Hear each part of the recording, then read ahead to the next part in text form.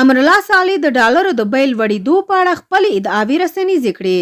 د افغانستان د بیواکشي ولسمشر محمد اشرف غني لومړي مرستیال امرالله صالح په یوه لنډه لیکنه کې د افغانۍ پر وړاندې د امریکایي ډالرو د بیل وړېدو په اړه خپله شننه او ادعاوې وړاندې کړې.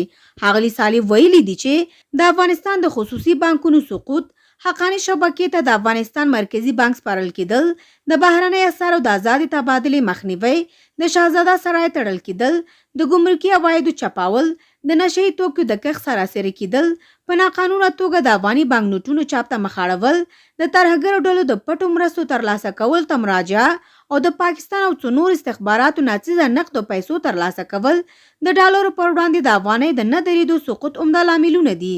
امرالله صالح زیاتوي چې طالبان د پاکستان لوري په همدې موخه رامنځته شوي چې په افغانستان کې ورانۍ او وژنې وکړي. دغه افغان سیاستوال طالبان تورنوي چې له شکنجې او تاوتریخوالي پرته د بل هیڅ شي په اړه فکر او باور نه لري. صالح خبرداری ورکوي چې له دې کبله به د افغانۍ سقوط دوام ولري، خو هغه وخت به دا بحران حل شي چې طالبان له خپل جاجز څخه لاس په سر او د وضعیت ښه کېدو لپاره د خلکو ارادې ته غاړه کېږدي. مخکینی مرستیال ولسمشر د طالبان لپاره د ملي او نړیوال مشروعیت ترلاسه کولو لپاره ټینګار هم کړی او ویلي دي چې له دې پرته به له افغانستانه د انساني مغزو او ظرفیتونو تېښته دوام ولري.